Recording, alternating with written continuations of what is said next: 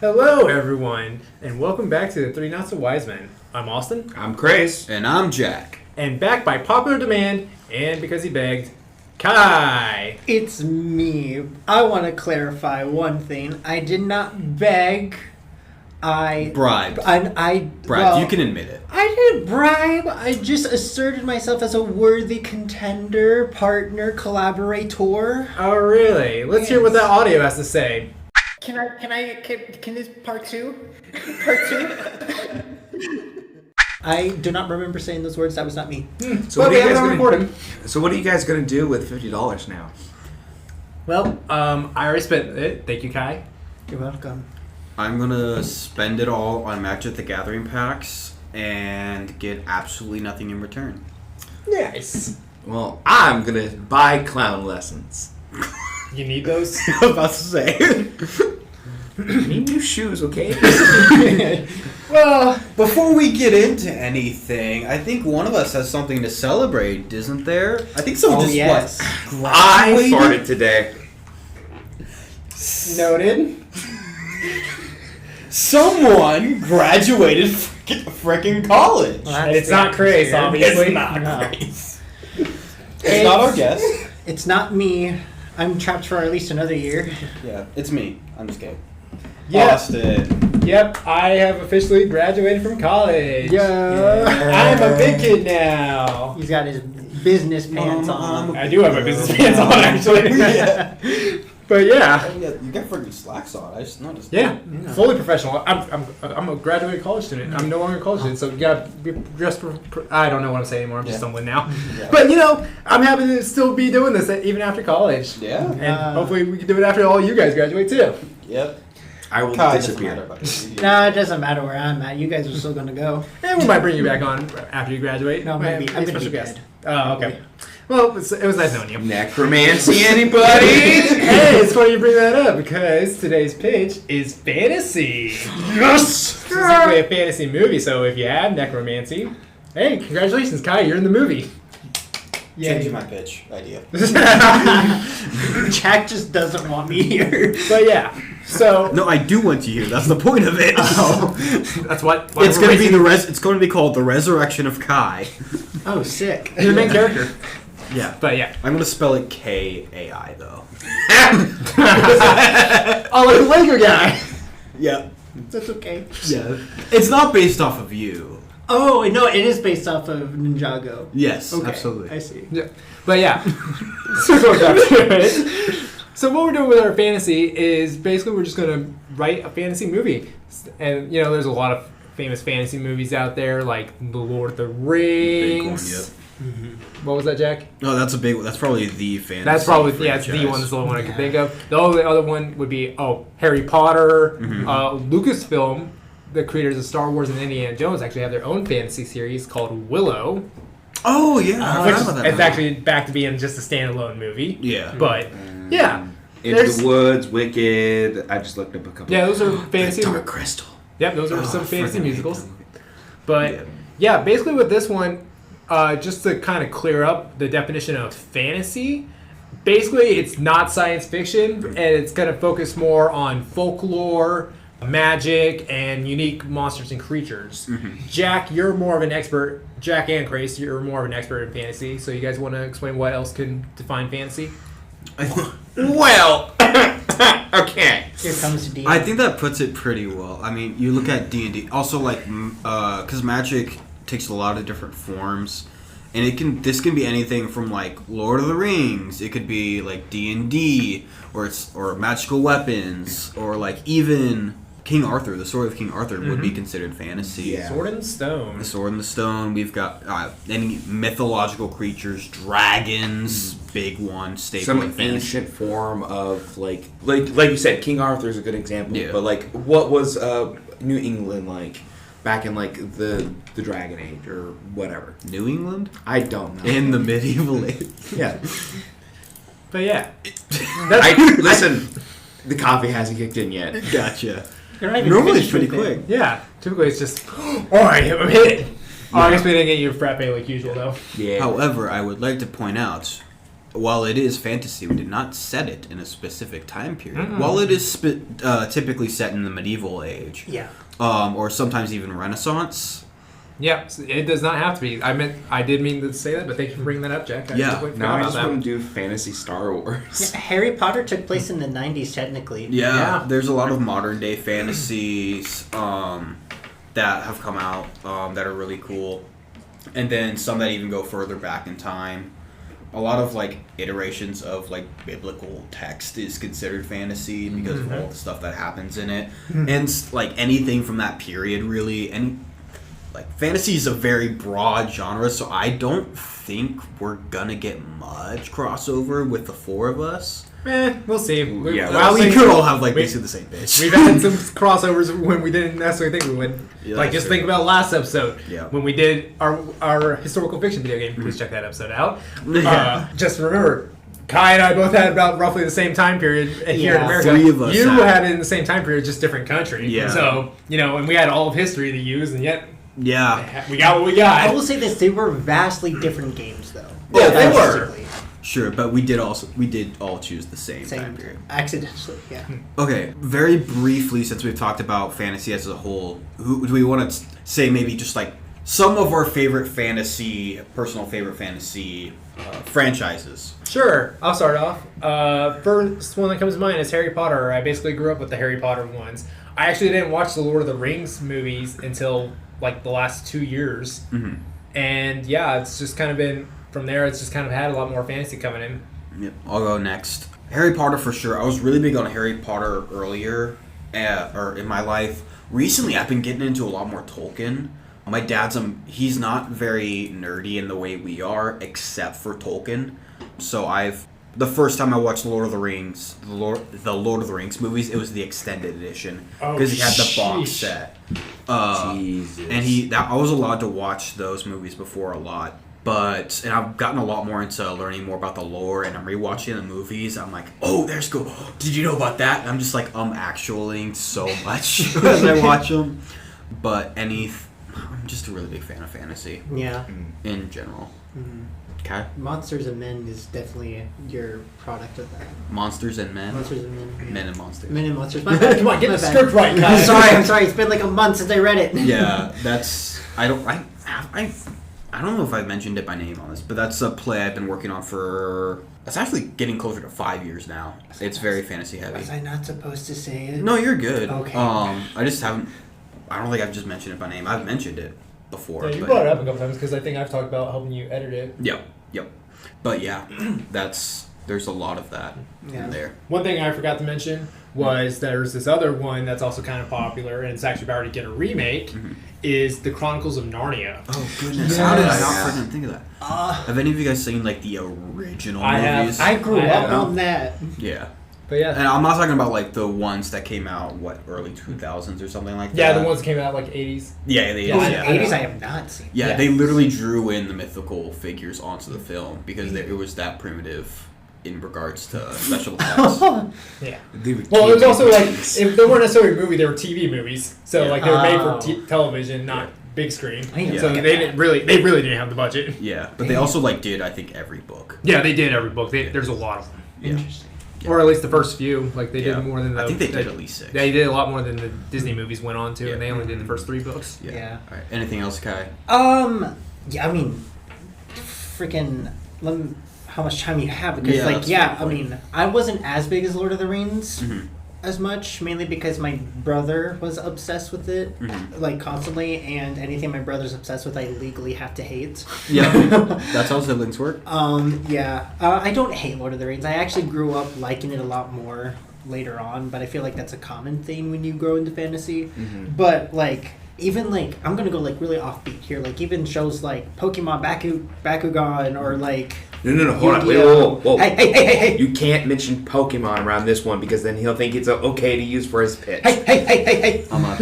Honestly, I was struggling, and I thought, like, it wasn't Pokemon specifically, or it was Pokemon, but it was going to be, like, a super offshoot of it. But I was like, one, I already labeled that as sci-fi, which I think it fits more as. But I was like, also, I'm not actually going to do that. I kind of want to just Anyway. And Jack also noticed Dawson's blood boiling as he was. I was again. I just want to say, like, It was never actually going to be that. I think it was just a starting point. Yeah, but like I would say like shows like that cross over into like the sci-fi fantasy territory because of like the mystical aspects of it or like the elemental magical aspects of all of that. But like I grew up on that, Percy Jackson. I was gonna bring that up earlier. Yeah. Like anything like Greek mythology as well would be considered fantasy. Yeah. Never-ending story. Sorry, I'm looking at lists. No. No, that one too. Bridge to Terabithia. Oh, Bridge to Terabithia. Like you're just listing what I'm about to say. Yeah, Spiderwick Chronicles. Yeah, Spiderwick Chronicles. Jack, why don't you just so kind? I was like trying to. No. I'm saying if he's going to predict what I'm saying next, because I'm not joking. I was listing stuff off like that, but then I also got into the Shannara Chronicles, which I don't think anyone in this room but me has heard of. Nope. I read a few of the books and I watched the MTV show about it.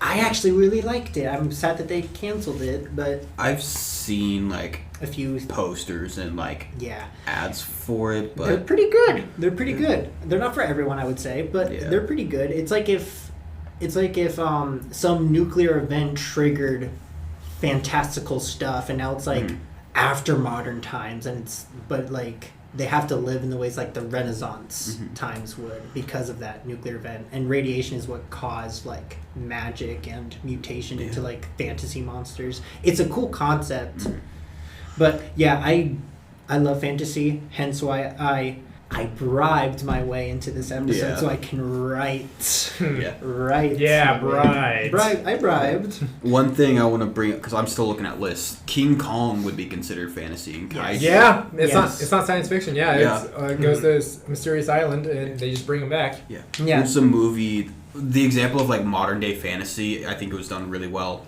I'm not a big fan of the movie, but the movie Bright with Will Smith, it's literally just modern day fantasy, and it talks a lot about the current state of like justice system. Yeah, just the justice system and the flaws in it and all the stuff, but it's still set in. Oh, friggin' Frankenstein. Yep, all the classic monsters. Or that could also be science fiction too. Like it could be anything. Yeah, like Willy Wonka. It's stuff like Dracula, the Invisible Man, Wolfman. Those ones would be considered fantasy too. I'm surprised you would allow that because you're very much on like those are monsters. Well, those are specifically monsters. Like it's a little different than when the monster movie and you're specifying monsters. Yeah. Whereas fantasy has a lot of monsters in it. So sci-fi and fantasy can blend into each other seamlessly. That was my problem coming up with pitches. It is such a it's such. I just want to get my point in because I feel you're sorry. I've been interrupting so much. No, it's okay. It's fantasy is such a wide genre. There's so many different options you can go with. Like, I've been struggling since the last recording on just coming up with Slate. I've been looking at ideas, and I have legit 5 different ideas on my screen right now, and I can't decide which one I want to go with. Roll for you got to pick fast. I know, but it's still like, damn, it's just... I'm going to list a few more real quick that I'm surprised didn't come up. Pirates of the Caribbean. A lot of Disney movies like Beauty and the Beast. Oh, yeah. Journey to the Center of the Earth. I would consider that one more sci-fi. Yeah. There's the only real science is like just them traveling to the center of the earth. I don't know. The rest is like how it is. I would say there's like some fantastical aspects to it, but a lot of it's just like, like the physics of the earth are so different once you reach the center of it. That's fair. That's fair. I would say it's just more strange physics than it is like magic or fantasy. Yeah. It's more of an adventure movie. It doesn't. Yes. Anyway, all right. Oh, and I think we're blanking on the biggest movie of them all. There's literally a movie, Dungeons and Dragons. Yeah. Oh, I mentioned. That's what I liked tried. Oh, I didn't specifically mention the movie. Yeah, Honor Among Thieves. Yeah, I rewatched that recently too. It's good. Yeah, really could have been better. Honestly, Really but good for though. like what it was really good. Yeah. Like, simple heist movie with a lot of really good comedy too. Yeah, and a The lot whole of scene with them in the graveyard, dude. Oh yeah, that was hilarious. Yes. I think I do think that movie was very well done for general audience as well as a lot of really cool nods to the fans of the game Dungeons and Dragons. Chris Pine is also just Chris freaking a man. Yeah. Oh yeah, he's yeah. a man, isn't he, Kai? He's a man. Chris, do you have anything else? Do you have any other ones We've you been want to talking mention? about- I Why we mean, and I. like, kind of similar to Jack, fantasy is my bread and butter. My dad pretty much raised me on it. I could go into a shit ton of stuff. In fact, I would like to think it's part of my influence on you, Austin, that made you get into your fantasy era, like Taylor Swift. But like, Yeah, you did convince me to play The Witcher. I was about to say, I was- someone's I got to was- bring up the It was already on my wish list playlist. I Grace was- really pushed me to get it, especially when it came on sale for $10 for the full set, which Goodness. that was a steal and really good game. And I played through it twice already.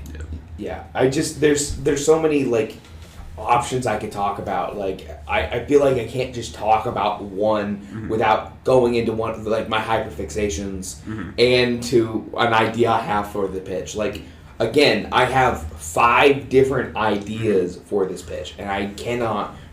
I'm legit pulling up a wheel right now to figure out what I do. That's just the DM in you, isn't it? It is. It is. I am now looking up at my Steam collection and like, which could I like turn any of these video games into a movie? Because that's where I was kind of going off of with Pokemon. But yeah, Baldur's Gate. Baldur's Gate 3 was the Oh first my one I gosh, that would be an NC-17 movie. had. yeah, Yeah. Yeah, no, I haven't played it enough. Like, I've played it a lot, but I haven't played enough to make that a movie. I really. And I already did Age of Empires, so I'm okay. I'm gonna shut up now. Finally, and y'all need to hold me to this. Shutting up before we go into. I'm curious how many of us are gonna do original movies and how many of us are gonna do movie adaptations of franchises. I'll spoil it right now. I'm doing original. Yeah, I have a feeling a lot of us are gonna do original. Krais maybe not. I think he has too many big franchises. No, hold on. Just shit. I did. Okay. We'll talk about it later. You don't need to show us your Okay. wheels. All right. Without further ado, we have anything else to add before we get started? Pickles. Pickles. I'm really excited for this one. That's what I'm going to put in. Baguette. All right. Goodness. If there's anything else besides baguette and pickles, let's get started here in 3, 2, 1, go.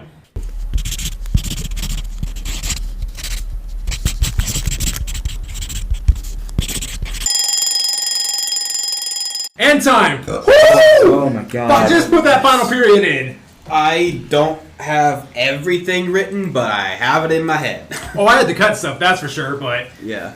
I at least got the full story done. That's all that really matters. Yeah, I've got my broad stroke. I was just doing broad strokes, honestly. I just have so much to cover.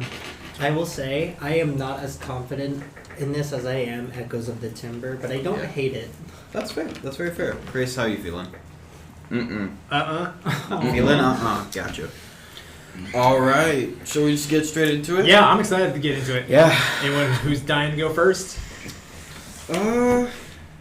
Honestly, I wouldn't mind if it was me. I wouldn't mind either.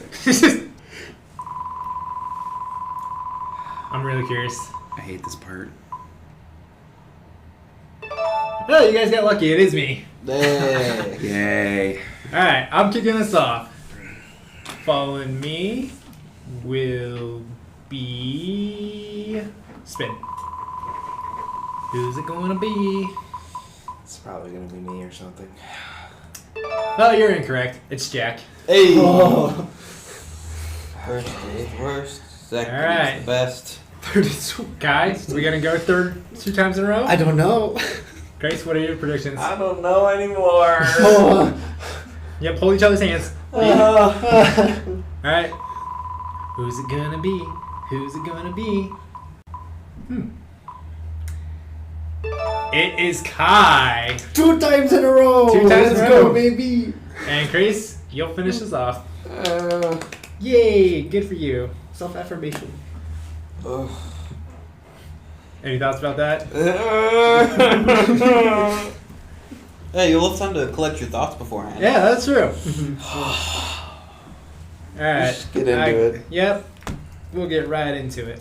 So, my movie is called The Siege of the King. Oh. I know Jack saw this Yeah, I because accidentally I saw the accidentally title, revealed my template and I already had the title in there, but it's fine. That's all I had, so Jack really didn't get much more of it. But basically, what's going on here is it's a revenge story. You love your revenge I stories. do like revenge stories. Yeah. But basically what happens is it's very Hamlet inspired as well. Ooh, okay. Because the prince is thrown out. How many of you seen The Northman, first off? The Northman? Yeah, The Northman.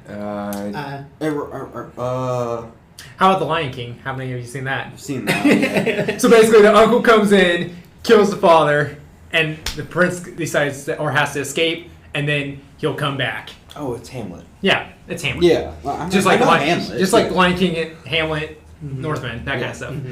But basically, yeah, it's a revenge story. So the movie starts off with a prologue, a spoken prologue that provides some of the background of why dragons are no longer around in the world. Ooh.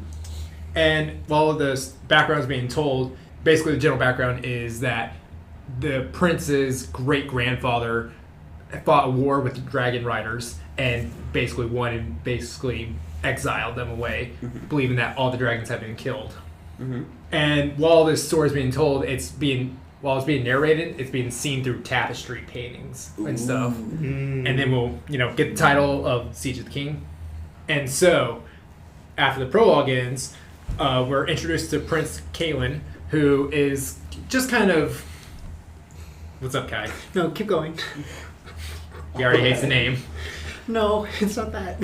But he's introduced as this very wishful prince who doesn't really want the throne at all. He just wishes that he could be free to go explore the world and make his own choices, do what he wants instead of following all the rules.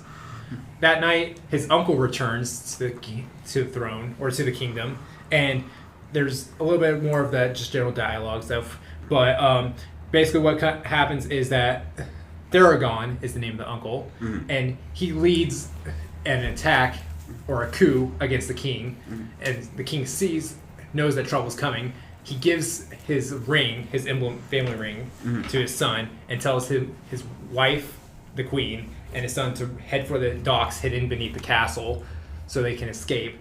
Just as they're about ready to make their escape, they see Theragon kill the king. Oh. I had to be very brief through this because basically what I'm seeing with this movie is that it's either going to be a long 3-hour movie, or potentially it's going to be like Dune. Dune was also a big inspiration on this one, but Yeah, I was kind of getting those vibes. Yeah. Especially with the family ring. Yeah. The emblem. yeah, that's what was like. Oh, it's kind of Dune. Like, oh, okay, Dune's pretty good, Yeah. it's Pretty good. Yeah, it's something like being one of the best picture nominees or something. I don't know, but it might be split into a part 1, part 2, like Dune was. Yeah. So it's doing pretty good. Duning, pretty good. You almost Yeah. had it. You're close. But anyways, he gets the clan ring. They see the king get killed. The queen and the prince run down to the docks where they're greeted by a loyal fisherman to the throne. Another inspiration behind this was Game of Thrones. And so there's this character in Game of Thrones called Davos, who's kind of like an advisor to some people in the series. He's basically Davos, but I didn't have any names filled out, so I'm just using Davos as the filler name for now. But basically Davos takes Kaelin north while the queen stays behind to try to give him more time to escape. So once the queen is captured, Tarragon gives the queen the option to marry him and remain queen, but she says she would rather die than be married to him. Tarragon says, "I see," with a long pause, and the queen asks if she's going to be tortured or raped by his men. And Content warning. Yep, it's content warning. Sorry. And Theragon responds with, "I love you too much, and you deserve better than that." And he runs his sword right through her. And Kaelin watches this from the boat. Oh. So, a few days out on sea later, Kaelin arrives on Dragon Isle. Not the name I want to keep, but it's what I use for filler. But basically, it's the island where all the dragon riders were exiled to. Really couldn't have guessed. Yeah, and what I'm seeing with this is that the dragon riders are kind of this really unique blend of different cultures. They're all ginger-haired, they're all red-haired men and women with more of an Irish-Scottish dialect behind it. But their islands also have like some steep mountains and caves systems, obviously for the dragons to fly around and go through. But I wanted to take some inspiration from Asian architecture, so they have some of their cool gazebo-like structures throughout the land, and I just thought that'd be kind of cool, unique take on them. Yeah. But yeah, he's greeted by the ginger-haired people. I didn't have time to come up with a name, so That's the clan. The ginger-haired Scottish. people. The The Irish. I'll refer to them as the Irish. Why not? Sure. But yeah, the Irish who give him up, they question him and stuff, and they give him a bowl with a smoking essence inside of it. They have him take a hit of it because they think it's poisonous. Because after getting a whiff of it, Kalen's eyes start to glow red, and he's then transported into what this is kind of like Black Panther with the I was getting Black the Panther spirit vibes world. as well. yeah that afterworld Yeah. the spirit realm, but Also a mix of Dune in there with the spice. yeah. Yeah. This is just a really nice place. Sorry, wait for feedback. Yeah, but yeah, he's kind of where he's transported to this place that's completely surrounded by fire, except for where he's standing, and he has a conversation with the fire goddess Pyra, who senses that, and again, it's gonna be a little cheesy, but she senses that he has a fire burning within him, and asks him what does he want, where he simply responds with, "I want to kill Theragon." Ooh. And then after that, he awakens from this trance, and the islanders, seeing this as a sign from their goddess, decide to show him the ways of dragon riding. Yeah. So they take him to his cliffside hut. His cliffside hut where he'll be staying for the next few years, and he lights 2 candles in remembrance of his family. From the image of the 2 candles, we get a little bit of a transition to two giant burnings of fires, and we're at the king and queen's funeral, and Theragon is there crying because he really did love his family, but he's a military leader who believes that a king should fight alongside his armies and need to be prepared for war. So he's not upset, and it's revealed during this that he set up the story that he and his men arrived too late to save the king and queen from bandits, and they assume that the prince has been kidnapped and possibly even killed during this. But they set it up, and he's such a rallyman for his men that he actually convinced a few of his men to take the blame for killing the king and queen, and publicly executes them later on. This man. So Kalen then begins to learn about the ways of the dragon riders through the island princess Fiona Ignara. He learns how they fly and use this special spice called pirate powder, which thrown out a certain way, it can combust into a flame. Nice. So, and it also introduces some of the crops and stuff that they do for their own lifestyle. During this time, while Kalen's learning about stuff, Fiona and Kalen bond over their desires for freedom, while Kalen just wants to be free and explore the world. Fiona doesn't necessarily want freedom for herself. She wants freedom for her people so that they can roam around the earth again and let the dragons roam free too. And then after the little bonding moment, they actually begin their training session on how they ride dragons and all their skills and stuff. There's also going to be a couple special tools that they have that are unique to this tribe. I'm going to save them for later. Oh boy. After a little bit of a training session, in order for Kalen to fully become part of the clan, he has to participate in a super dangerous dragon race, and he goes through. He wins and is greeted by the clan. Yeah. That'd be the end of Act 1. Yeah.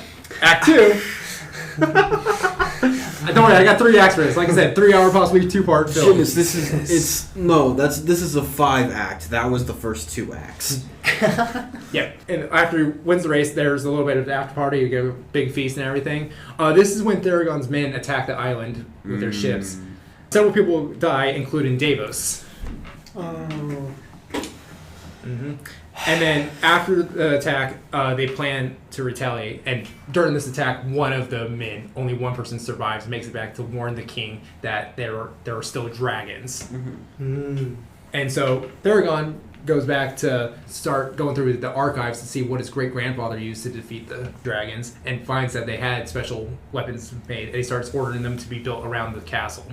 So after the attack, the islanders and Caitlin plan to retaliate and decide that the best route to get back at them is to cause a siege.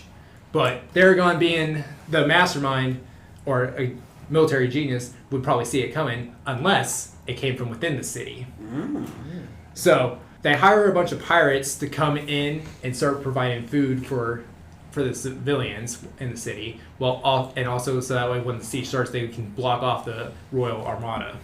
This kind of sets up quite a bit, and then while Caitlin is recovering after a little bit of training in some of the island's hot springs, Fiona asks Caitlin what he wants with their people after everything is finished, and he responds that he wants them to have their freedom across the land. And Fiona asks, "What do you want with me?" And Caitlin responds, "I would like you as my queen." Then there's a little bit of a romance scene right there in the springs. Romance. You catch my drift. Yeah. I'm not going into details now. Content warning. No one wants the details. But it wouldn't be that long of a scene anyways. It'll only be like the start up to it. But anyways, after that, Caitlin then grabs a ride with one of the pirates and the supplies that they're sending and sneaks into the city and then goes to a local pub where he recruits a monster hunter to lead a party through the sewers and then also rally the people to start raging against the king, which at this point they've been starving and the king's been, feeding a lot more to himself and the military than the actual civilians in the city. On the day of the siege, Fiona prepares her dragon. As she's preparing her dragon for the siege, she is stopped by the village oracle, who reveals that Fiona will be riding with two, and Fiona just puts her hand on her stomach with a shocked smile. Oh no! Oh, yay? Yay? Kind of yay is mixed. Like, cool, she's with child, but she's about to go into a giant, dangerous battle with child. Yeah. But yeah, the siege then goes on with dragon riders in the air, pirates in the sea, and two attacking parties, one in the streets and one in the sewers. At one point, Fiona's dragon is shot down in the sky using one of the ballistas, and in order to save herself, she reveals that their armor is a little bit more lightweight, so it's not like knight armor compared to the main city guard. Yeah. But what she does is she reveals a special wingsuit made from old dragon wings. Oh, that's sick. And she glides her way onto the castle. She would probably take out a couple people, but I had to get to the point at this point in the writing. Tarragon captures her and threatens Caitlin by holding a knife to her throat, and he tells him that he can still walk away because he knows he doesn't want to be king. Caitlin throws his sword to the ground and walks to his uncle and tells him he's right. He never wanted the throne, but he reiterates a line about duty that his dad made at the beginning of the movie, which I wasn't able to put in. And then he says, "And you killed my mother." He then throws some of the pirate powder in Theragon's face, allowing Fiona to get away. And while he's still burning, they start to have their sword fight. They're in the throne room. Get him. And then after a bit, Caitlin kills Theragon and then takes his seat on the throne, knowing that everyone else has been freed, while Caitlin is given his own sacrifice of freedom so that everyone else can be free. The end. Goodness. His child's a bastard now. All right, who wants to go first? I want to go first because All right. I want to explain my earlier behavior. Okay, yeah, let's hear about that. Okay, so you know how we said that we probably wouldn't have too many crossover? Is your main character's name also Caitlin? I won't, not a main character, but there's a character named Kaylin in mine. Uncoincidentally, I promise. I did not read your pitch. I'd be surprised if you did. I really love anything with dragons and just stuff like that. He knows how much I love dragons. Yeah. We had I don't want to say an argument, but we had like a little spat about one of my D&D characters having a pseudo dragon as a pet. Anyway, no, but I loved all the little I want to say references, reference points that you made from different franchises and movies, and how you kind of change and combine them into their own way that fit your universe and your style. And I loved the attention to detail from what certain people would look like, what certain architecture would look like. It painted such a vivid picture in my head. The only complaint that I have personally as a viewer is that I don't mind 3-hour plus movies as long as they serve their purpose well, and I think yours does. But I do think it could also fit just fine as a regular 2-hour journey as well. I think you could go either way, but if you want to push the 3-hour content and add more detail in that would serve the story, I'm all for it. Well, if it could be shorter, I would definitely go for it. But Yeah. I just think 3 hour was the safe guess, depending on because of how long the pitch itself was. If it's shorter, all the better. But Right. yeah, I get your point. Right. I just know that like most viewers would probably want something of like a typical movie length. There definitely are like movie buffs that don't mind. You could always 3 do hour an content. extended edition or director's cut. Exactly. But overall, I want to see this. I want to see dragons. Jack? All right, I've got a lot. So first off, I absolutely love this. Very unique. I saw a bunch of different inspirations. I saw bits of How to Train Your Dragon, The Last Samurai, a bunch of different things outside of the ones we just mentioned. Definitely would see this movie like 10,000 times. Like I would freaking buy it as soon as it's available, and then it'll be put on a streaming service I have 5 days later. It's not like that's happened twice before. No. Collecting though. Yeah.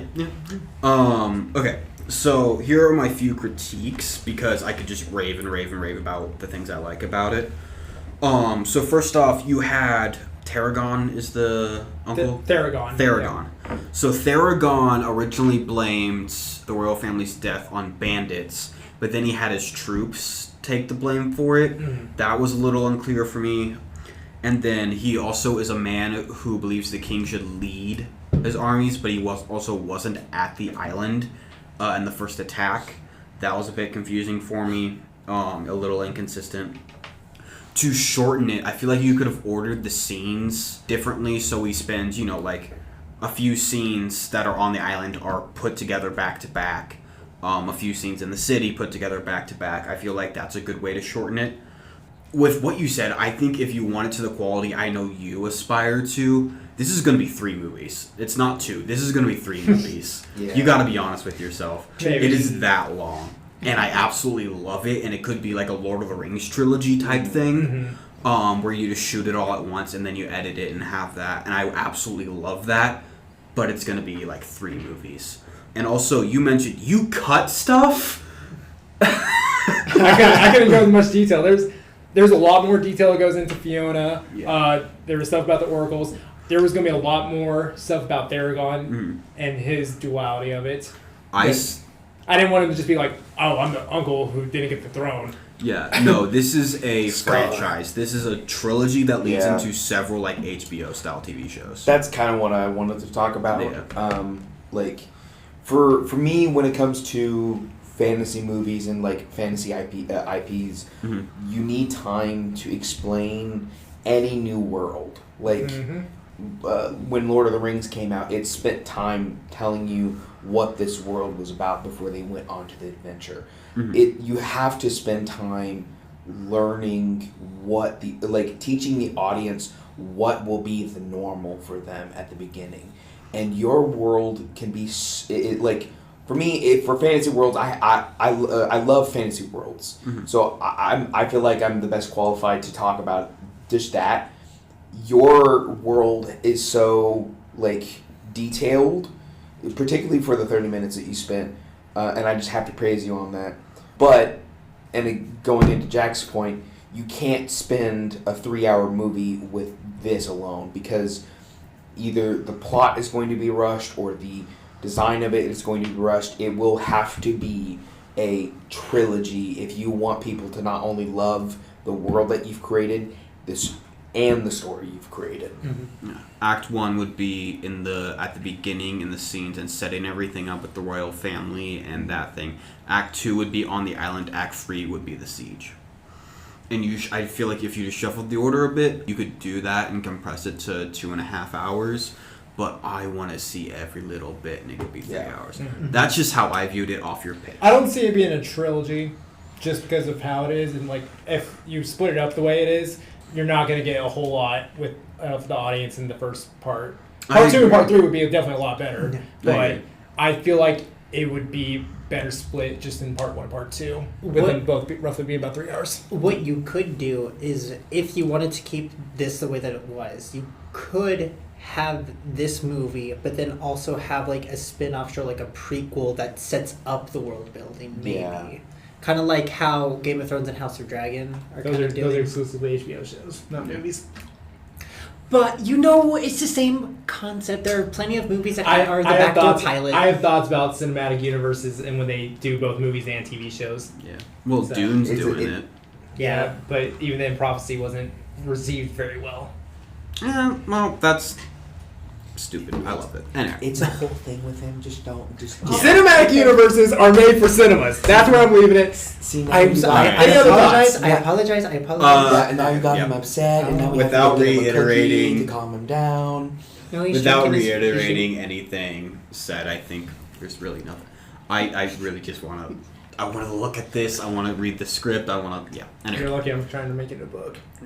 Fuck yes. I don't drop F-bombs much. I mean, Austin made a point of it in the last episode when he was editing, but. Alright. Yeah. Alright. My turn? Yeah. Jack's Alright. turn. So, I knew if I stuck with, like, traditional fantasy stuff, I would draw too much inspiration from Tolkien or stuff like that. It would be very stereotypical, and I didn't want to do that because I couldn't come up with a plot that I felt was really me. So I actually took an idea for a play I had a long time ago, and I amped up the fantasy, which I like better anyway. So this movie is called Undying. Here's the logline for it. Bee and her brother Marcus seek revenge on an immortal man who has lived for thousands of years after he murders her husband. Can they find a way to finally kill him, and what is he up to? So this is set in modern day, but it delves into a lot of folklore and legend type stuff and what can be built around that, as opposed to more like traditional like D&D type fantasy, which it has some elements of it that like I couldn't put on the page, but that type of thing. So we start with a man. This is very long, so I'm just gonna cut like more cinematic ideas that I have for it. So man, Raynor, this is the immortal man. He stumbles into an empty convenience store holding his bloody side in an ancient book. Soon after, a man with a gun follows him in. The man, Paul, demands that Raynor return the book. Upon refusing, Paul shoots him until the clip is emptied. Raynor simply groans and gets up after falling down and approaches Paul and asks him to just leave. Paul refuses to without getting the book back. Hearing this, Raynor sighs and snaps his neck, killing him. Okay. Yeah. We cut to a few weeks later. Bee and Marcus, who are brother and sister, are in the back of her bookshop. It is revealed that Paul and Bee are married, or were married before he died, and they own the bookshop together. She is poring over folklore books when Marcus enters and shows Bee a history book that shows the answer to the immortal man that they have looked at. He's a military advisor. He's been a military advisor for notable generals, kings, etc. And he always advised a risky play. Since he's immortal, what's to lose?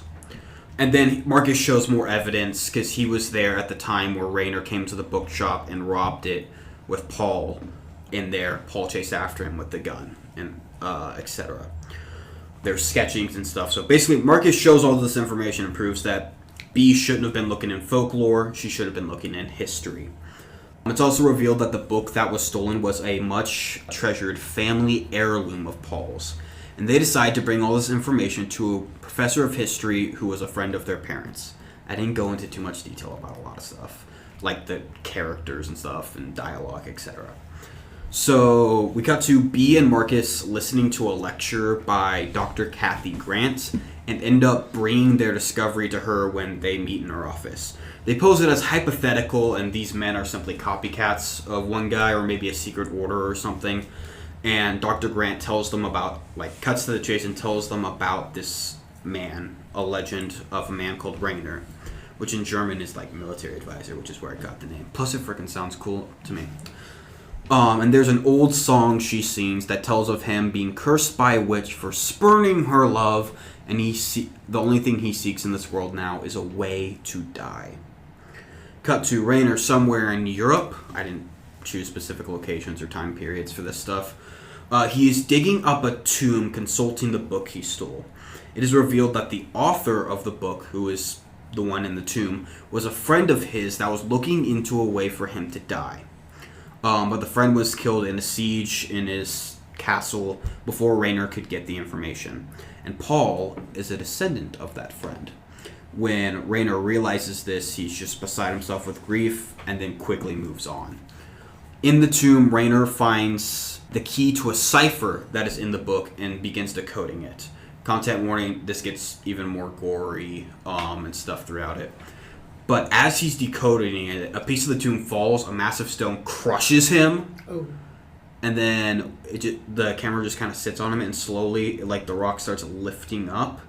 And he, like, finally wedges his way out and crawls out from under it. He basically was reforming underneath. I thought at first it was him using the force or something. No, his body just literally came back together. I love it. Yeah. That's cool. Pretty cool. Yeah.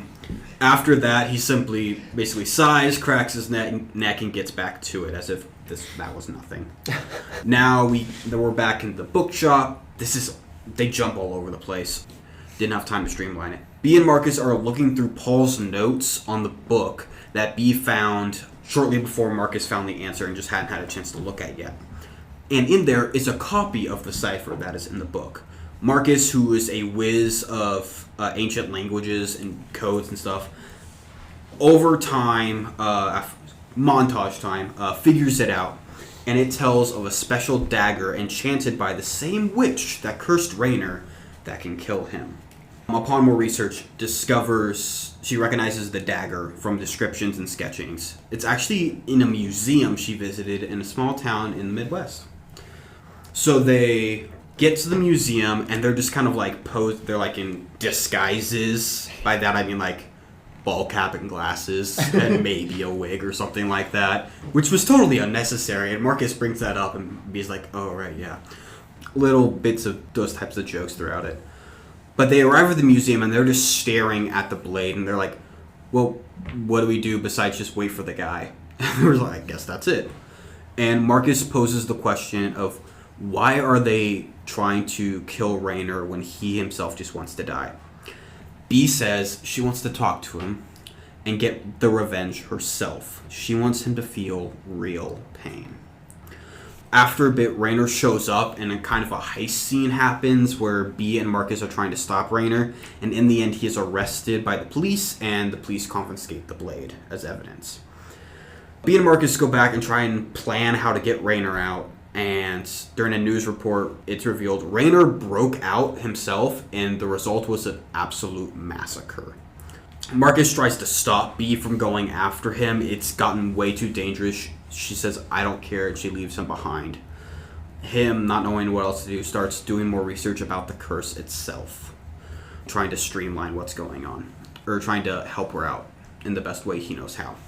Cut to B buying a crap ton of weapons that are clearly meant to kill humans, and the shopkeep doesn't seem to care when she just says, "Oh, I'm using them for hunting."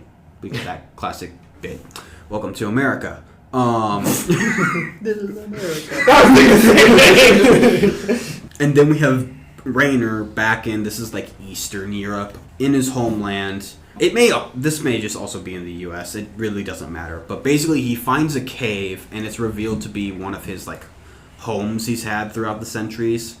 He rests from his many wounds from the escape, and he just holds the blade in front of him and stares at it before going to sleep. Notably not killing himself with it at that time. B goes to her neighbor, who is actually like this dark web genius who's able to hack anything or whatever. Basically finds out, she like asks him to find this guy. He like finds secure airport footage, traffic cams, etc., and ends up finding out exactly where Raynor is. When asking for payments, B just is like, "You can have all these guns I brought. I can't bring them on a freaking plane to go to Europe," which is where Raynor is at this point. He's like, "That works." Just shows the pointlessness of that.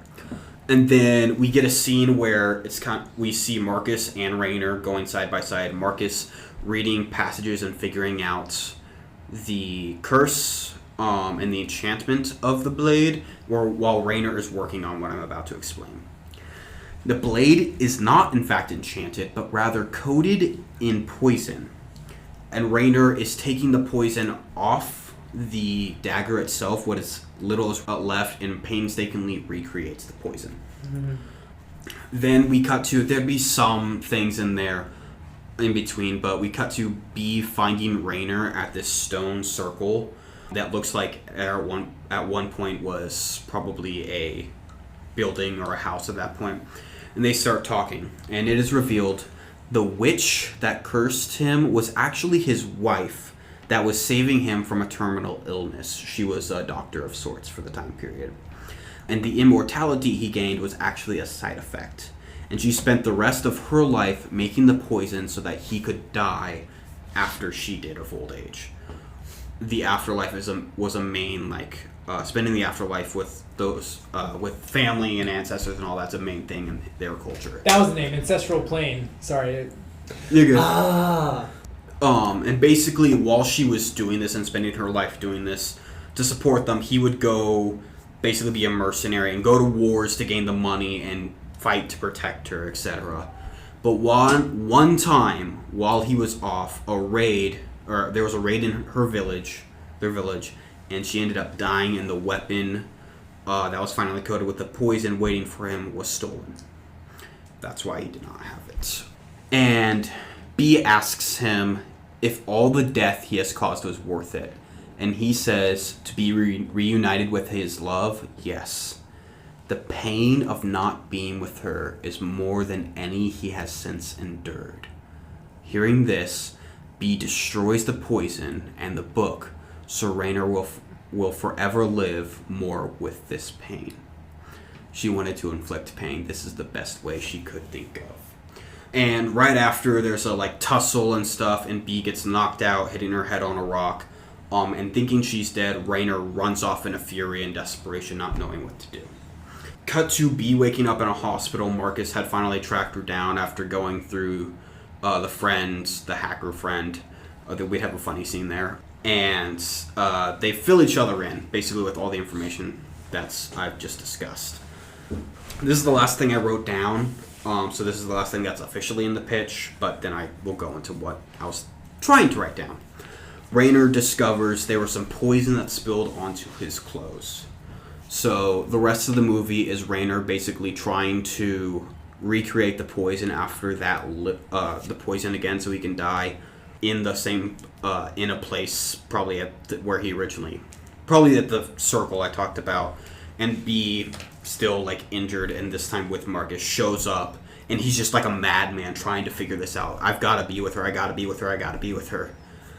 And after a talk, B finally finds in herself to have pity in him, and ends up killing him after he goes into a blind rage after seeing her.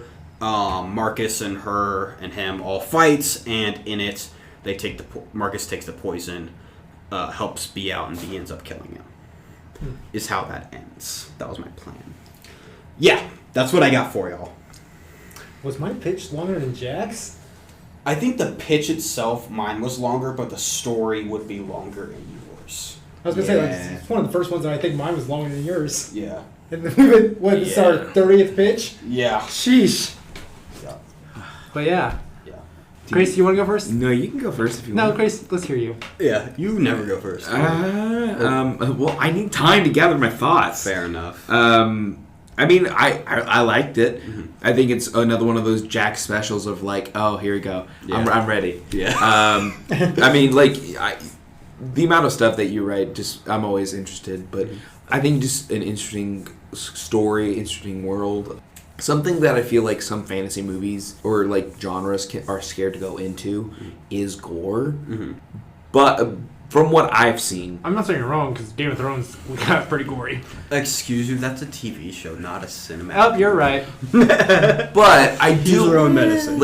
I do really love the idea of how I always love a good my immortality is my curse. Yeah. Stories they can be really interesting.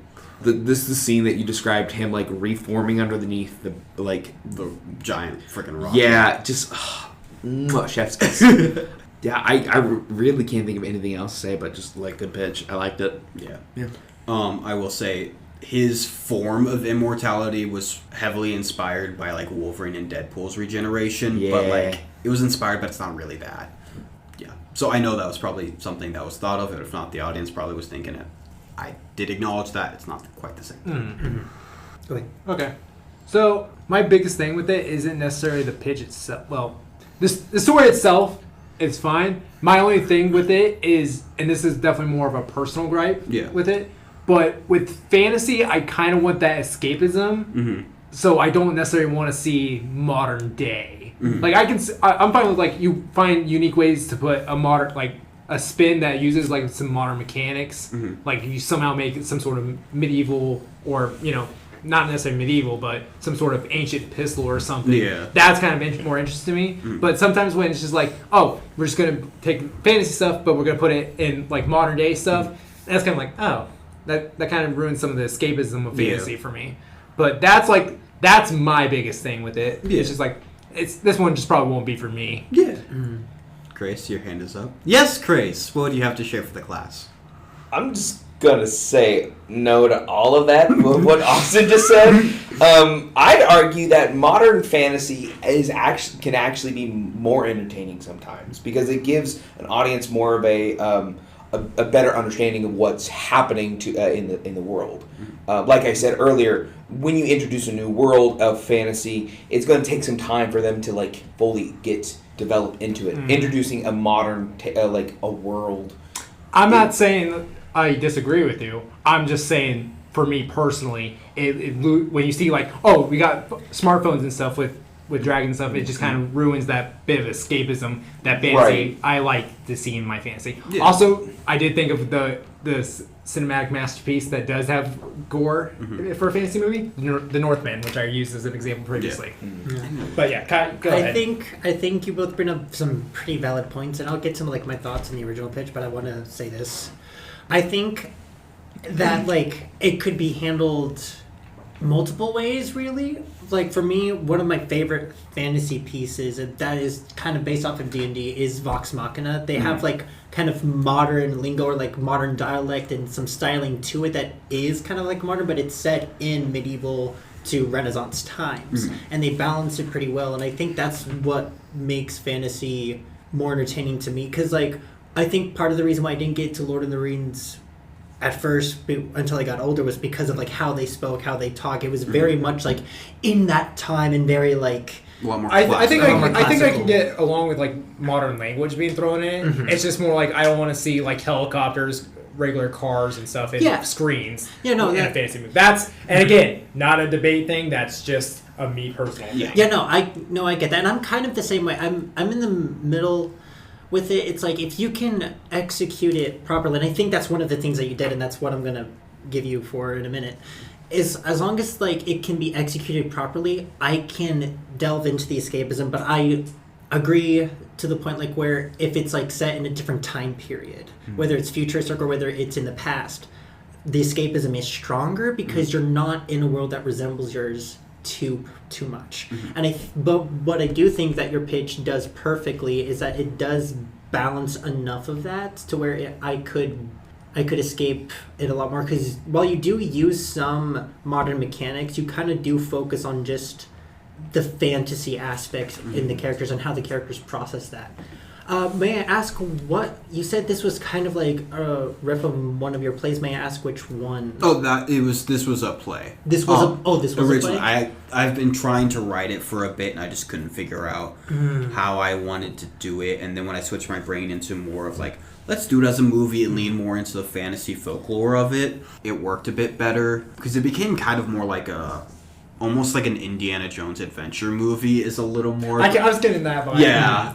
As I was writing, that was one of the strengths I liked about it, though. Yeah, it was good. Yeah, I liked that idea, but what I really wanted to do was like in the tone of it and how it was told visually was like delving the idea. I wanted to bring about the concept of how human legends and folklore has progressed over time versus what actually happened. Right. And since we have someone who is actually at those events throughout time, I kind of wanted to show that because there would be like multiple versions of this guy throughout, and we would see that a lot more in the like research and stuff, but didn't have time to get into that. No, I thought that was That was a nice touch to it. I will say you have a theme going from what I've experienced with your writing with the sibling dynamics and the characters. Yeah. But I don't think that's a weakness. I think that's a strength because they're two different dynamics. If anything, it's not necessarily a strength or a weakness. It's more of a style. Yeah. So it's like it's just part of your style. Yeah. And what you like to do. I've noticed that. I also deal with a lot of like stories about grief. I've noticed like everything I've written so far is like, about grief. There's like that subtle tone with the fact that he can't process the grief of losing her and living without her, and that's why he's trying to break that curse. I will say that while it's definitely a good concept to explore, I feel like a lot more recent interpretations of immortalities explores that a lot more. And while I'm not tired of it, I think you could probably take another twist at that angle. As to how, I'm not entirely sure because I don't really delve into immortality that much. But I think if you like sit on it and think about it, you could probably think, not necessarily change it, but like add something to it that makes it stand out from like the other takes of like, oh, I'm sad because I'm immortal and everyone I loved is dead type of thing. Oh yeah, for sure. There's like in Doctor Who, there's the character Me, where the doctor ended up having her like, I forgot what it was specifically, but basically she's immortal, but since she's still human, she can only remember what can happen in a human life. So she's got hundreds of diaries about her life. And so that was a unique take on it. I almost drew inspiration from. Yeah. Basically, not flashbacks, but I want to delve more into like what's this guy been through. There's also there's a few other things in Doctor Who as well that I kind of thought about. Maybe you could do it in a way like where like he knows like his family branch, but he can't bond with them in some sort of way. Like he could find like people that he's related to in modern times in some sort of way, but he can't bond to them because he doesn't know how, because of how the times have changed. So he just feels excluded and more lonely, and the only one that could understand him is his loves. Yeah. But yeah, I think it's good. Yeah. I think that's pretty good. What you got? Yeah. Kai, you want to take it away? Yeah, my pitch is going to be based off of stuff that I grew up watching as a kid. So like Bakugan, Yu-Gi-Oh, stuff like that. Kind of what I mentioned at the beginning, that what I based off of. And it's going to kind of go in that demographic, but I want to make it all ages for everyone to enjoy. So mine's going to be called The Wardens of the Wild. Long ago, there were ancient creatures that represent the 5 major biomes: sky and mountain, volcanic, desert, water, and the forest. These creatures lived forever in harmony, but until the human civilizations kept growing and kingdoms were established, they kind of fueled the corruption of nature. And in doing so, they created Ulvek, the Unwinding One, who represents the imbalance of nature. So together, the 5 biome guardians found people who were worthy to help trap Ulvek. But Ulvek swore once the corruption kept building, he would find a way to return. Cut to, not modern times, but cut to like a few centuries later, we Present meet... time. No, He said not modern. not modern time. Well, like present time in the movie, or in the movie, like. Yes. Anyways. Yeah. Anyways, this is the story of a young boy named Arin, who wanted to run away from his kingdom and stay young forever. He didn't want to deal with the responsibilities of the prince or becoming the king, especially since his father, Silas, is kind of a douchebag. Okay, my prince's father. Yeah. We're good. As he gathers his friends from the different parts of his kingdom, they venture in the forest together. He has 4 main companions. Chemo, a witty orphan scavenger who will act as kind of the comedic relief with Edge. Lonnie, who is a fisherman's daughter and kind of the mother and empathetic patch of the group. Brenna, a hot-headed, tomboyish character who acts as a strongman of a group, who works as a blacksmith's daughter. But she's probably the most sensitive out of all of them. And Kaylin, the village freak who was abandoned at birth and lived in the woods all on his own. Together, the 5 of them decide to run away to the other side of the castle's mountain and vow to never change or grow up. As they climb, I'm going to say, like, realistically, they're probably around, like, 12 to 13 years old. As they climb, Arn discovers a card stuck in the stone.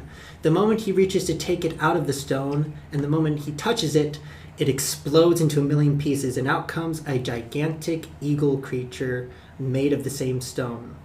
She calls out to the one who released her, and everyone points to Arn. She warns them of the way the king has been ruling over the kingdom is unleashing a great danger to the world, and the future of nature itself is at stake. She tells them of Ulvek the Unwinding, the bad guy. Due to the corruption of the kingdom, he is possessing and mutating the natural wildlife, and since Arn was worthy enough to unlock the eagle named Gravinth, it is up to he and his friends to stop Ulvek from being free from nature's depths. Throughout the most of the first act, the audience will get to know the 5 kids, their dynamic, and pretty early on, they will get hints that Arn's father is not a good man. But Arn, despite his growing up environment, is genuinely a good kid. He just doesn't want to grow up. He spends most of the time playing with his friends, and then he does practicing being a good heir, and he does not like his father at all. Then after bonding with the kids and unlocking Gravinth, the kids set on their adventure to find the other guardians of the biomes and become the wardens of the wild. Gravinth, being the strongest of them, represents the sky and the mountain. There will be an ocean biome, volcanic biome, I already went into that. The first one that the kids will visit is the volcanic biome, and throughout the journey, Arn will constantly argue with Gravinth as to why he keeps running away and why he keeps telling Gravinth, I don't want to change, whereas she argues change is part of nature and nature is life. As they go to the volcanic biome, they wonder who will unlock this biome when they get attacked by mutated lizard. It isn't until Brenna hears the call from the card that she finds it and unlocks Inthuros, a molten griffin-like creature, but instead of having an eagle head, he has a lion's head and dragon wings, because I love dragons. He defeats the lava lizards with surprise grace and shows hot-headed Brenna that the flame can be fought with gentleness rather than rage, and that will be her character development throughout the movie. Then they go to the ocean biome, where Lonnie unlocks the ocean biome guardian Osrita, the manta ray guardian. Hearing Lana's pure but very burdened heart, she decides that Lonnie is worthy of her. And Lonnie's character development will be learning to open up to her friends, because she's so used to being everyone else's venting buddy and stuff like that. And she reveals that she is grieving her sick and dying mother. Trauma. Then they head to the desert biome, where Chemo unlocks Doomkra, the sand jackal guardian. As they journey together, Doomkra tries to show Chemo how he is right to have what he needs to survive, since he's an orphan. He needs to learn to give as much as he takes. And that will be his character development.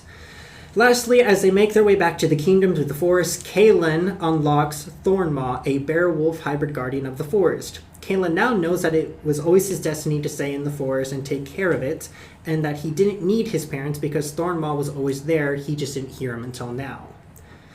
And his will be like learning to love himself and realize that he was never lonely, blah, blah, blah, blah, blah, character development stuff. Now that they got their cards and their biome secure and learned their lessons, except for Arn, they head back and try to find a way to stop Ulvek. But as they go back, they see the snake-like coils poking out of the ground, kind of moving and shifting, and they realize that he's almost free. They try to warn his father, but it is revealed that King Silas is trying to release Ulvek so he can conquer the rival kingdoms and be the ruler of all nature for himself. Big twist, big reveal. This is where the final battle ensues, and they summon their guardians to try to fight off Ulvek as he's released from the ground. The fight is brutal, and it looks like they're about to lose, but Arn looks at the beaten Gravinth and realizes that she's right. Nature is meant to grow and change, and his life will too, but the one thing that won't change are his friends. And together, the friends combine the cards together, and the biomes kind of mutate into one celestial being, banishing Silas and Ulvek back into the nature. And at the end of the movie, they kind of come to terms with that they probably need to stay in their respective biomes just to keep nature balanced and safe, but they will always stay in touch with each other, and Arn grows into the king that he needs to be. And that is the end. Go Power Rangers. That was something I thought of. Very much Zord energy. Yeah, the moment that you said they combine their cards together to form, I was like, I also got like Planet. that's also where I went in terms of like Captain Planet. I also got Digimon and Beyblade vibes. Like, Yeah. it was very clearly inspired by like young kids. This type of Yes, TV. yes. Going off of that, can I actually go first on my Yes, my thought please. process? What, you want to go first? I do because I also want to make a comment. Okay, I have a feeling I know what Okay, comment. go. Hey Kai. Yeah. Next time you want to use my campaign as like a baseline, let me know. There's Whatever. Not original, Kai. I looked over at Krais at one spot. I forget, we did it. It was the moment that he first said card. Yeah, I looked over at Krais and I was like, and Krais just like did a twirl his finger to like lower his glasses. Where I got the cards from were from Bakugan. Bakugan, They yeah, had that's the right. ability and gate cards that were specific towards the attribute or elements that represented the Bakugan. Yeah. I had that idea. I wasn't even thinking about the cards of fate because the cards of fate don't even talk about stuff like that. Yeah. Not at least the ones that we've unlocked. Yeah. But I understand. Thank you for being an inspiration, Chris. I was about to say the unwinding one. That's very close to the big bad that I've introduced you guys to. I'm like some of the parallels is like uncanny. I'm not saying it's a ripoff, but I'm like for the audience, we just had a session last night, so like I feel like it's subconsciously it's somewhat fresh in your mind. Also, I don't remember that nickname for Dracan. Anything else, Krais? But no, but going into the like actual critiques of it, I really liked it. I thought it was really enjoyable. I think some of your creatures are very interesting. If you want my bread and butter, you gotta get monsters. There were several times me and Krais like locked eyes as you said that. Our D&D like Dungeon Master brains like clicked. We're like, ooh. I was sitting here. I could see you two. It was like, all right, they know something I don't. And It's just now that the pieces was are coming together. It was literally just that's a really good idea. Like Sand Jackal, that's cool. I Yeah. need to see a picture. I can't draw. Yeah. Well, Yeah. my only critique is why is mountains and like sky combined? I couldn't decide which one I wanted Gravant to be because I liked the imagery of like, oh, it's an eagle made of stone. But I was like, oh, but eagles are like more sky creatures. Yeah, they do like live in the mountains. So I just decided to combine them together so Gravant can exist. Just the imagery of I get that Yeah. existing. It And they're closely It's- related. Yeah, I'd say. So- I mean, like mountains up high in the air, a lot Yeah. of wind. I personally. I get why. It's just for me, like in my like, I don't know, just the way it folds out. You're like the magma biomes, the water biomes, the forest biome, and then sky and mountain. No, I get it. I get what you're saying. it doesn't. It doesn't seem as organized as the others. Yes, that's what I'm getting Yeah. at. But other than that, I just really enjoyed it. Yeah, I also really enjoyed it. I'm thinking I'm kind of starting to pick up on your style. You seem to really enjoy like child stories that feature children, as well as it being mostly nature and involves spirits or guardians somehow. Yes. So I'm kind of picking up that kind of style for you, which I think you are doing a very good job with that. The only thing basically the main thing is I have a question. How did you choose the animals that represented the spirits? I chose them based on either style, like what would look good concept-wise, and what is like creatures that people don't really think of. Because like I love manta rays, and yeah, no one that really, was when I was like, no one really. Oh. No I one thought the talks manta about- ray one was yeah. really cool. The reason I bring that up is because I'm curious how the animals you chose would match like thematically towards what they're representing, as well as what the characters that see them are matched up to them. Just like it's Yeah. I think it would look better if you might have it, and those creatures selected might have that thematic reason. But I feel like having that reason why that creature is shown would help. I think some of them are like just kind of obvious with like the realms, like with like the eagle one, they live in like the mountains, but they also rule the sky, and the bear wolf hybrid, like they're big figures of the forest. The only like uncanny one I would think of is probably like the Griffin, Lion, Dragon kind of hybrid. That one's kind of weird, but it's also based off of one of my favorite Bakugan from like the original show, who is called Griffin, that has a lion head but a dragon bottom half and dragon wings. So I just wanted to like get homage to like that one, but I also know like stylistically that's not a lava creature. Yeah, that was about the only thing for me. Otherwise, I Yeah. think it's really cool. It's just like I wonder how those animals actually represent what their characters are going through. Yeah. But other than that, pretty good. Yeah. My take on that is it switches it up, and I personally like that better. But that's an opinionated thing. So a few things, because I just agree with everything that's been said aside from what I literally just mentioned, personal taste. Yeah. First off, the Biome Guardians, I think maybe could use a cooler name. But it is a kids like for kids and adults, so it doesn't really matter. I think you could come up with something that'd be cooler if you were given more time. Definitely got D&D vibes, especially the party dynamic, but that also comes with these types of kid shows that I just felt you really dived into and really loved. Yeah. It got to the point where I was like, would this be better as like a TV show or a video I game? was Is where I thinking was that. kind of getting So- to that. I was going for the idea that I threw out to Austin that this movie would be like a backdoor pilot for a TV show. Kind of like how Clone Wars TV movie was, and like that. The movie probably didn't sell a lot of people, but it did enough attention to where like they could greenlight a show. And that's kind of what I wanted to do with this. I just wanted to introduce the idea of the world and the possible dynamics, and the show would delve deeper into who the characters are, why why certain stuff represents like that type of thing, like stuff that you guys have mentioned. Yeah. 2 more questions. First off, Griffin with a lion head is just a lion with dragon wing, and then you'd have the No. dragons. I'm like completely taking that style from the Bakugan Griffin. Yeah. Like he has a dragon bottom half, he has a Oh, lion half, okay. and he has dragon wings. Okay. Traditional griffins are lions with eagle heads. Is Yeah. why that's what confused me. Okay. So I was just like, that's just a lion with dragon wings. Yeah. But my last thing, would this be animated or live action? Completely animated. Okay, I that definitely figured. works. I think Yeah. it fits a lot better as animated, and I full-heartedly love that. That's all I got. All right, Krais. Finish this off. I know you've been super excited for this one. You've been jumping up and down in your seat all day. All right. I couldn't come up with a better name for my pitch, but the name is The Quest for the Flitter Gem. The Flitter Gym? Flitter. Flittergem. Interesting. Okay. Cool. I'm not great at naming things, guys. Or spelling. That is true. I have seen your spelling. All right. Okay.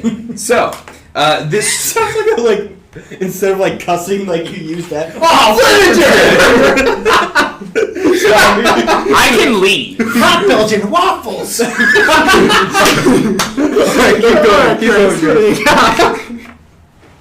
Sorry, keep going.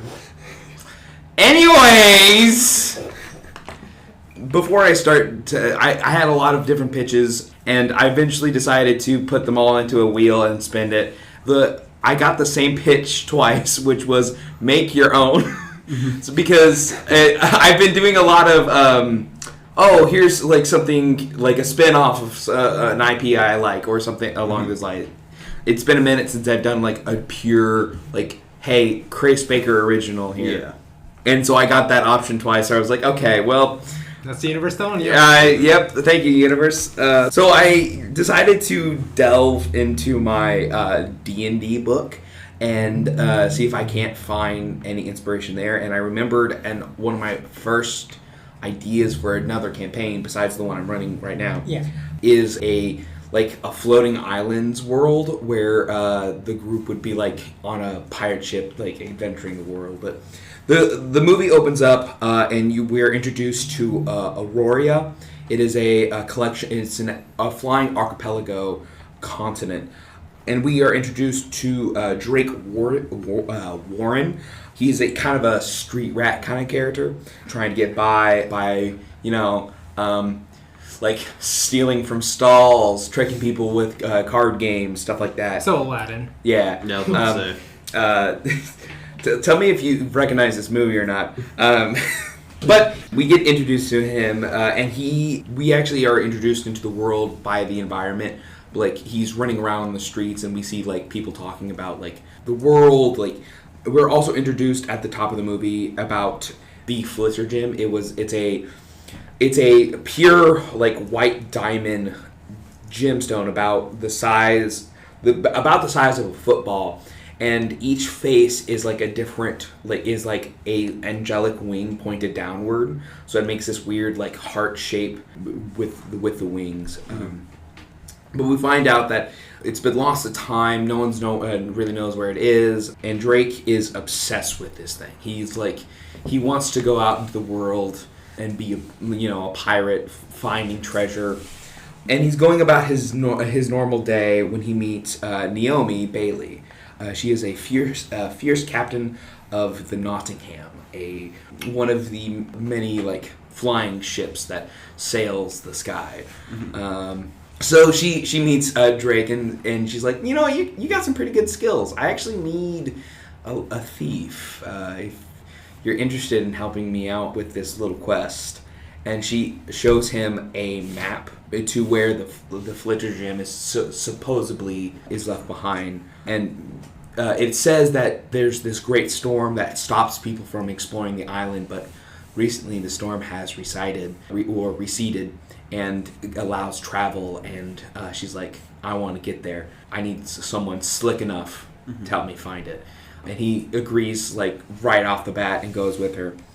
And, oh, by the way, I should mention, he's pretty much at that age where he's almost a man, but not, like, quite there, like 18, like 19-ish. Young adult. Yeah, young adult. But he's introduced to the ship. I didn't come up with a lot of names for the crew, but I will tell you the two important ones.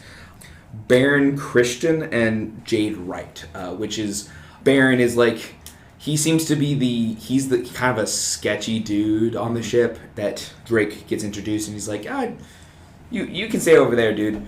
And Jade seems to be, like, similar, the same age as Drake, and she's the love interest.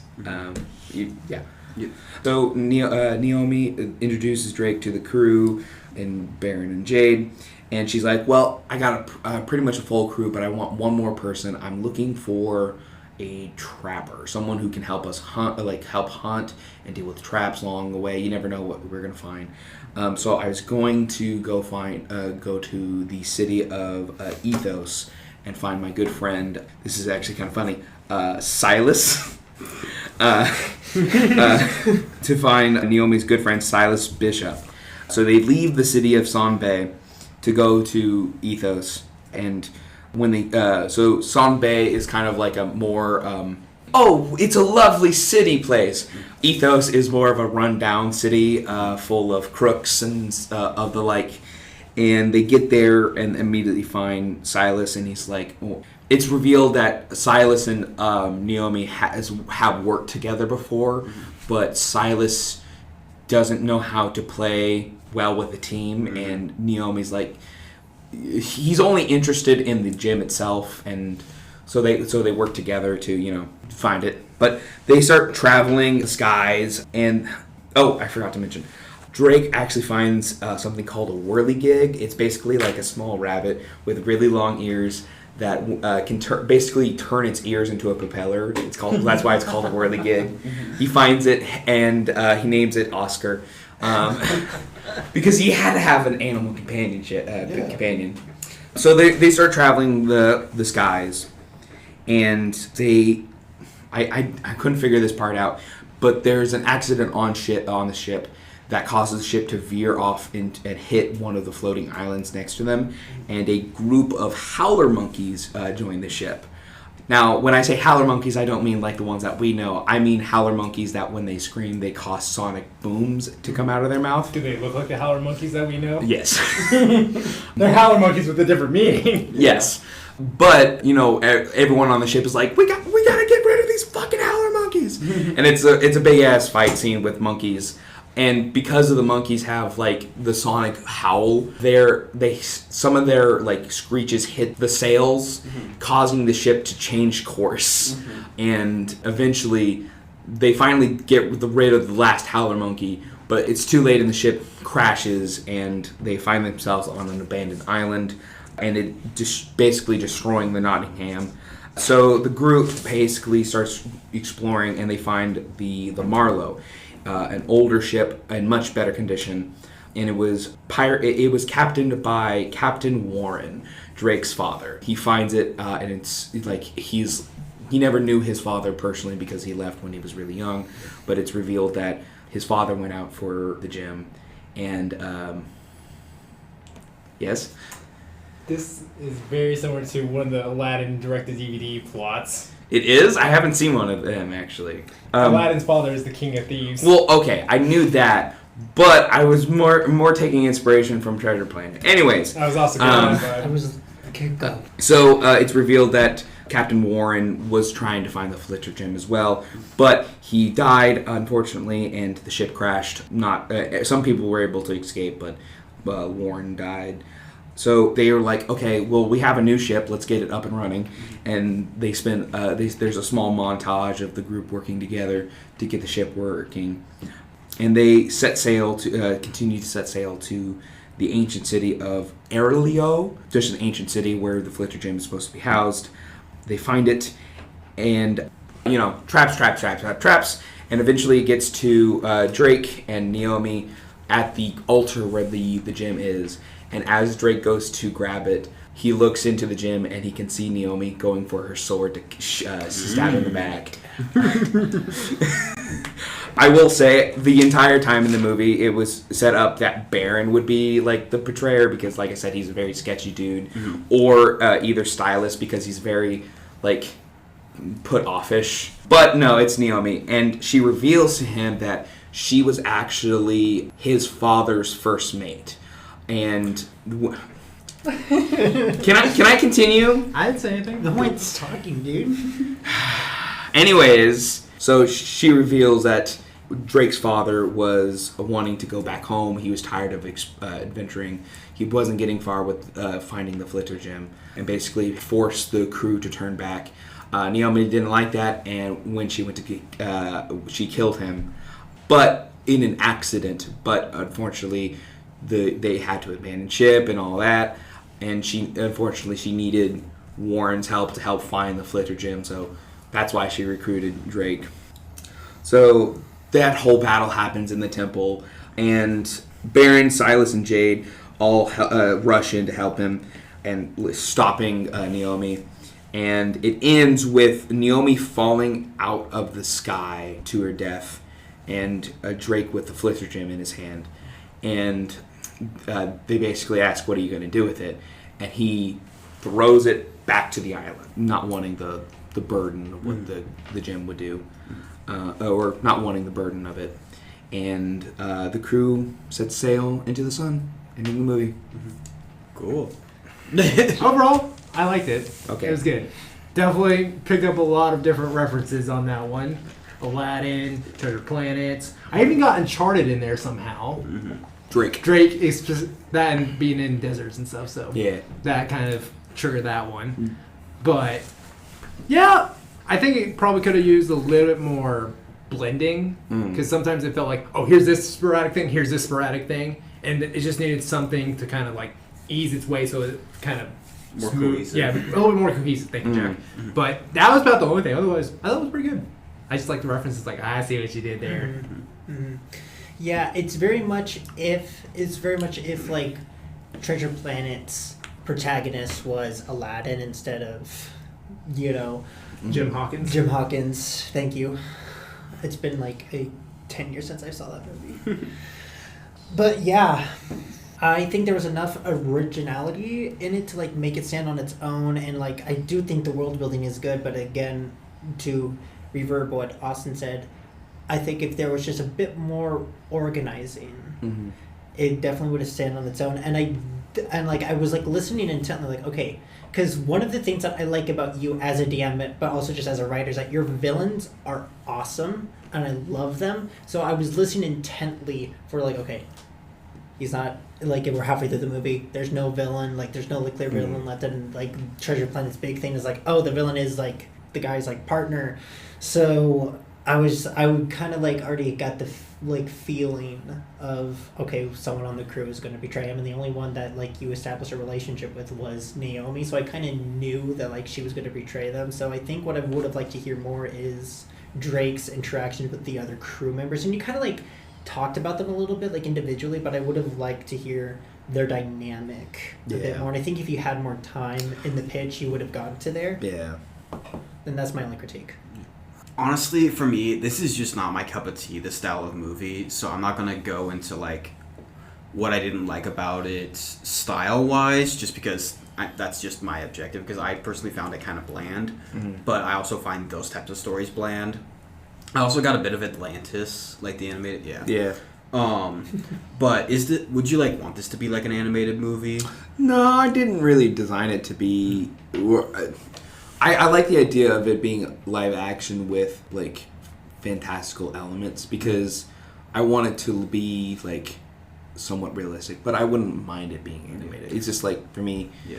I think if it was animated, it would end up being too similar to Treasure Planet. Yeah. That's why I'm like, make it live action, but... I personally think it fits that spot a little better if it's animated, like, because it takes a lot of elements from it. That's just a personal opinion. One thing I do feel like it had too many crew members, and I don't know if it's just because you didn't have time, like Kai said, to like go into the dynamic and everything. But that was like one thing with Atlantis that I just referenced was like they had crew members and they had their interaction. They all had different things, but with this it just kind of felt redundant. Like why there's all these people just there, but. Again, if you had gotten more into it, it probably wouldn't have been a problem. Yeah, but I will say, I did have more stuff. I did kind of like... Okay. But it's not written down, so I'm like, I'll... Again, why we stick to what's on the screen. Yeah, so... Yeah, gotcha. More in your head, not in the pitch. Yep. And then, yeah, my other thing was, like, we've referenced a bunch of movies that, like, it feels like it's more directly taken from instead of, like, roughly inspired by... in my personal opinion, but again, I'm not a fan of these types of movies, so that might be just how I'm seeing it through that lens. Yeah, I think I would go with that because like you saw me throughout the pitch, and I was making a lot of faces. There were a lot of very on the nose and a lot of references that it kind of, I'm like, I don't want to toot my own horn on that, but maybe Jack can attest to it. It doesn't feel like inspired from pitches like mine was. Yeah, no, But- there was definitely a lot of elements, but you still made it your own. And I feel Like you still have it enough for, that made it somewhat your own, but there was a little, maybe one or two that were just maybe a bit much. That's like, okay, it's kind of you get what I'm saying. Just like my board went on two similars. Yeah, that's just Thank you. That's just my personal. That's just kind of how I saw it. But again, I'm pretty subjective for this. And it also could have been, if you just had more time to go into it, this wouldn't have been a problem. You probably have a bunch of ideas that would definitely make it your own. But yeah, I definitely think having 5 or 6 on your brain at the very start of it probably didn't help. Oh, for sure. But overall, the bunny was nice. objectively, objectively, it was good. I couldn't get away from the idea of like this is probably a kids movie, or more for younger audiences, not necessarily kids. Maybe edgier. Kind of Yeah, like I was thinking like movies. preteen though. Yeah, I was thinking like kind of like age dynamic for like Avatar: The Last Airbender type of age. And like we said, like it was heavily inspired by Atlantis and Treasure Planet, which are a little bit more mature Disney movies. Yeah. Yep, that's all I got. But Yeah. overall, I think everyone had some pretty good ones. on this Very list. diverse and all of them original. I thought at least one of us would definitely have like a... A Game of Thrones Well, spinoff, or That was one of my pitches. I had a Game of Thrones spinoff. I will say we did share a lot of character names with each Kaylin. other. Kaylin, Silas. Hey, I didn't have any, but I Yep, also... good I job, set- Jack. That's true. I also did set mine in modern day, so... yeah. Yeah. All right. So, shall we find out what we're doing next time? Yeah. All right. Kai, you're not a part. No, I don't know, want to be. It's okay. Oh, just wait until you hear the pitch. Ooh. Create a DLC for a video game. That one should be interesting. Yeah, I need to... Oh, what? I gotta find a game I want to do a DLC for. This but- is interesting considering I can't play video games right now. I've got a hand injury right now. So, this will be interesting. I will do my best not to do Pokemon. I will not do Red Dead Redemption. Okay, cool. Here, we'll shake on it. Yeah, shake you, on it. you don't do Pokemon, I will do Red Dead. Deal. Grace, you're Happily- so fair game on stuff. We'll happily listen to this one, Yeah. my boys. Yeah. But yeah, that's something to look Pokemon forward DLC, to. here I come. You know Pokemon. That's my condition now. All right, but thanks again, Kai, for coming on for the second episode in a row. Thank you for allowing me to be on here again for a second time. I really appreciate it. Yeah, just like last episode, we'll have the link to Kai's YouTube channel down below, so please check that out. And again, thank you guys so much for listening to this episode. We had a lot of fun with it, and we hope you guys enjoy listening to it as well. Yeah. Quick, Jack! You need to pull out the Sword of the Stone. England needs your help. Bow before your king. He has a And hand that's going back in.